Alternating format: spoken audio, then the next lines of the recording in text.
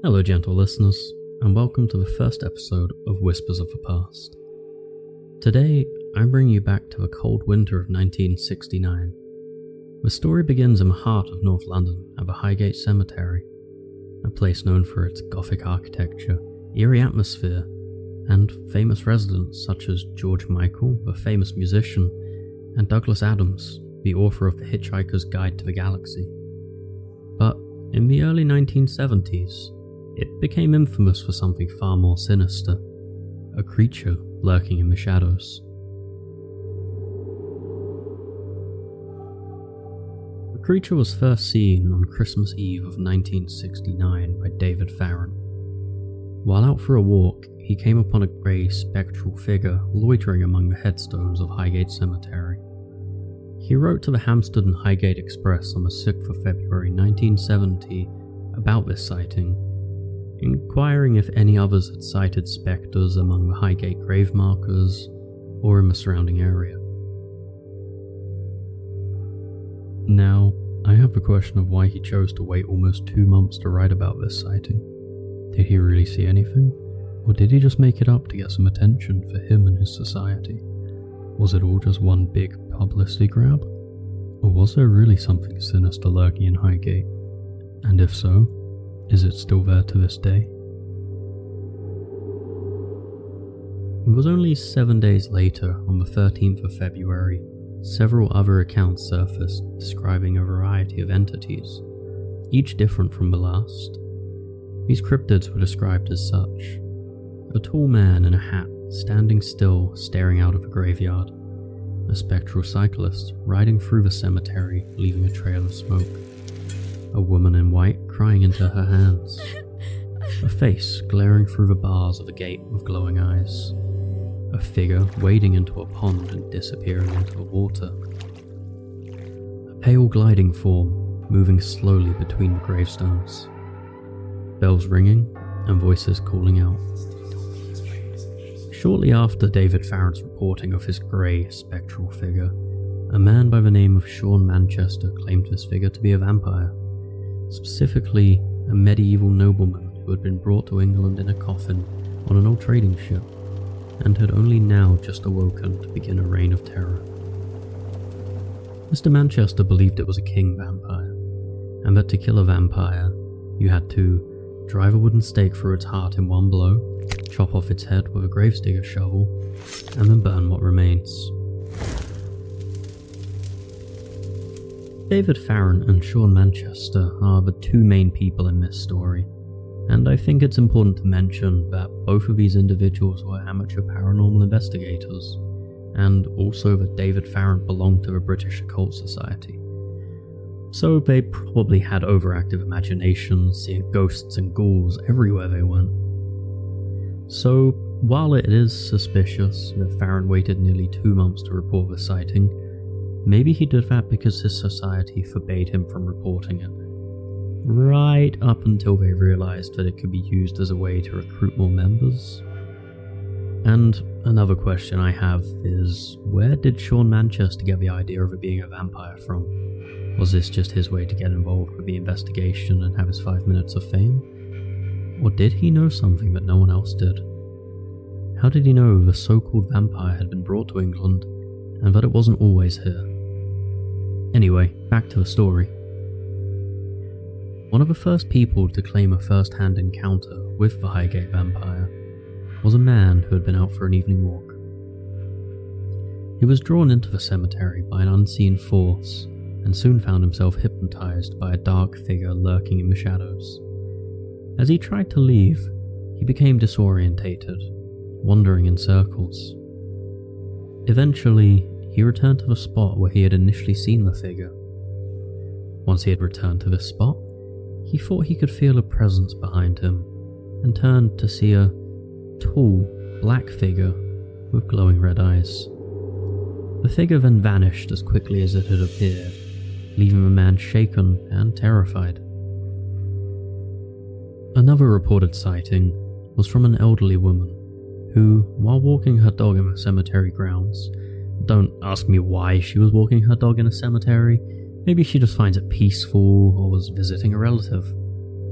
Anyway, While she was walking her dog, she became frightened by a tall, dark man that seemed to appear as if out of nowhere in front of her, with hypnotic red eyes and an aura of malevolence. Shortly after this sighting was when the foxes started turning up dead in and around the cemetery, with deep fang-like lacerations at their throats. This just fueled the vampire theory even more and caused more media reporting on the case, such as the Hampstead and Highgate Express article, "Why do the foxes die?" However, despite all of this evidence of the creature being a vampire, David Farrant, who up to this point still didn't believe it was a vampire, dismissed the claims and just said that he thought the foxes had been trapped and used in some sort of black magic ritual. Although I've certainly never heard of a magic ritual that involves biting foxes' necks. Have you? The growing number of sightings, incidents, encounters, and the involvement of David Farrant and Sean Manchester led to the media latching onto the story. Newspapers, televisions, and radio stations all began reporting on the mysterious occurrences at Highgate Cemetery. This increase in coverage on the story, and also the rivalry between the two paranormal investigators, with both of them claiming they would expel or destroy the spectral figure, fueled the public intrigue even more, and had everyone asking the question, what is really happening at Highgate? Especially when Sean Manchester declared that on Friday the 13th of March 1970, he would hold an exorcism to destroy the vampire once and for all. This story gathered so much attention that ITV interviewed David Farrant and Sean Manchester, along with others who had claimed to have seen the vampire or other supernatural figures in the cemetery. The ITV broadcasted these interviews in the early evening of the 13th of March.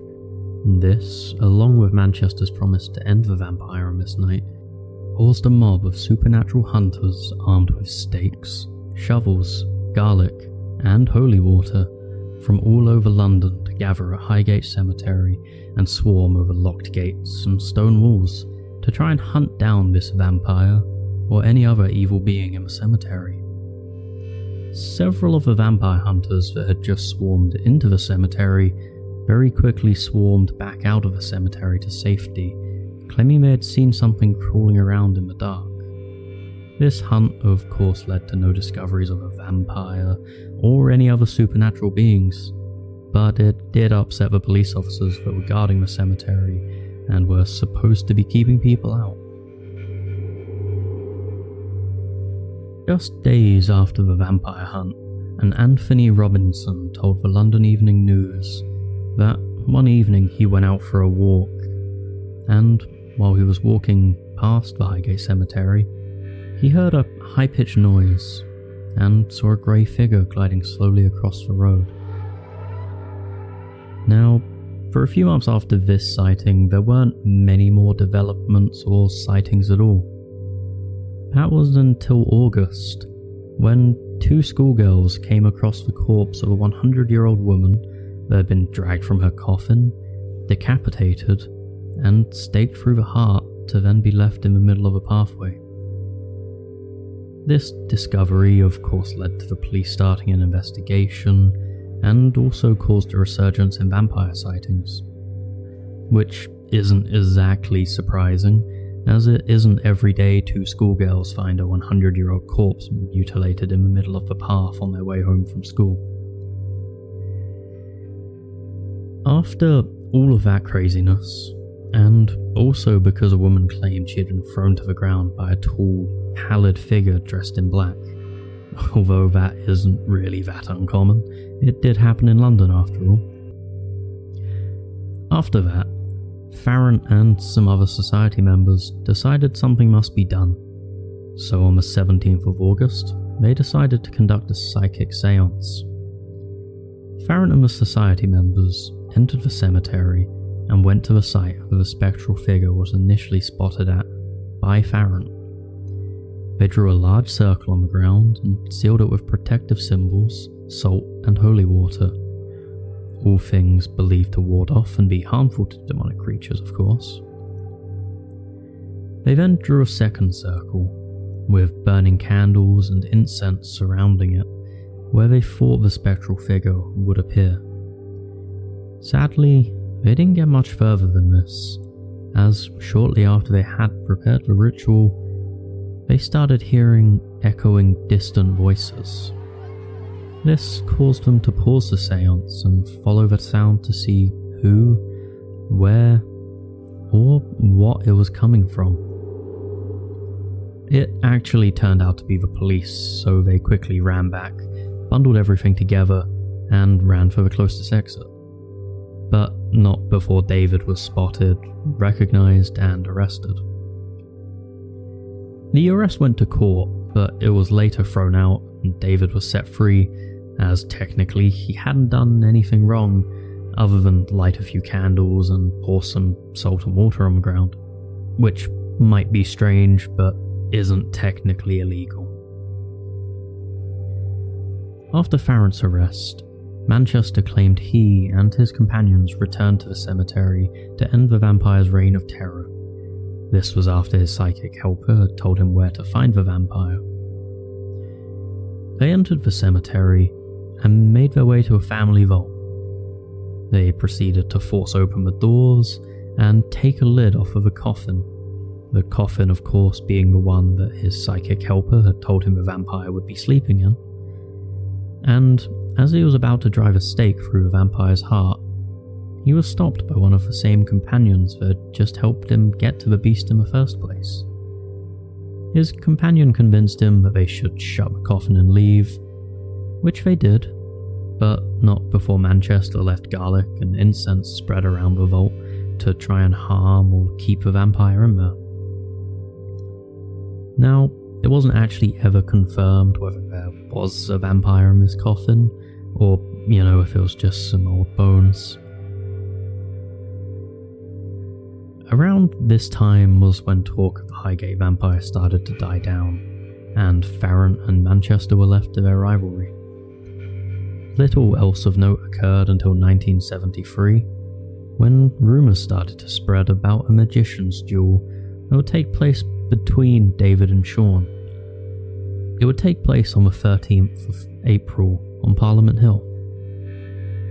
Now, what a magician's duel actually entails, I'll leave up to your imagination because I have no idea. So, I'm guessing you might think, because England is the home of Merlin, Harry Potter, and other magical mystics of the past, that magician duels would be a common occurrence and that we just use them as a way to deal with all of our disputes with people that upset or anger us. But I'm afraid to say, despite all of the magical history England does have, a wizard duel isn't actually a common occurrence, and would have probably drummed up quite the crowd of spectators. Farrant and Manchester's feud lasted for years after the Highgate's vampire story began and had ended, all the way up until April 2019, when David Farrant sadly passed away. Throughout the years since the Highgate Vampire story, both men wrote and spoke about it as much as they could, constantly trying to discredit the other and control the narrative of the whole story. This just goes to show that even a mysterious figure in the night can bring people together. So, was the Highgate Vampire really a vampire, or some other creature of the night?